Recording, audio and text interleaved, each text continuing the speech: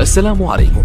لا تنسوا الاعجاب بالفيديو والاشتراك في القناة تشجيعا لنا لنستمر بنشر المزيد ان شاء الله.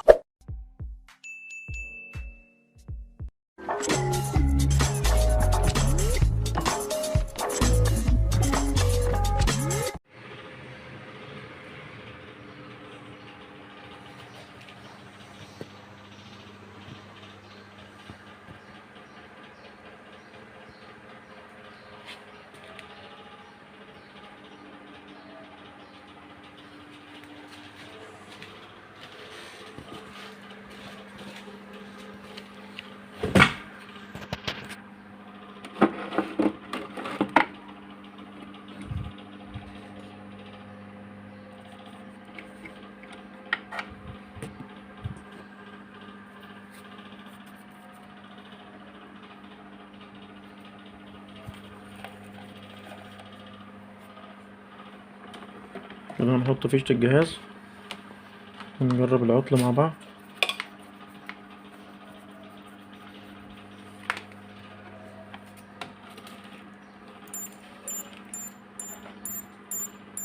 زي ما احنا سامعين الصوت كده،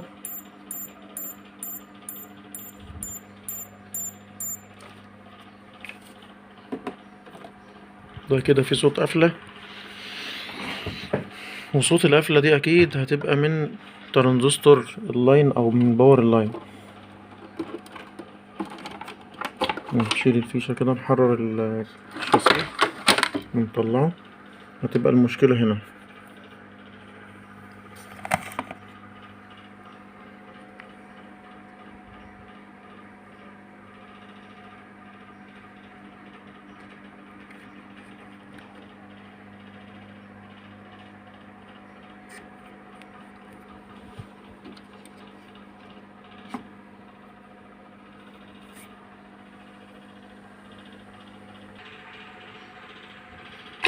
ده احنا قلنا اكيد العطل ده فيه هنا قفلة في باور اللاين، ده ترانزستور لاين. هنشوف هنا على الافو في شورت،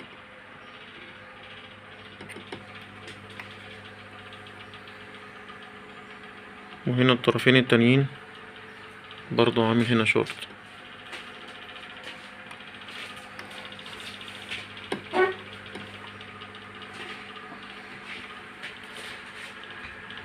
كده كده الرجلين دول بيبقى فيهم مش شورت، بيبقوا واصلين على ملف، فكده كده دول هيقروا مع بعض. هنا عندنا هيعملوا زي شورت كده، لكن اهم حاجة ان الكوليكتور اللي هو ده ما يكونش عامل شورت مع اي طرف تاني من اطراف الترانزستور.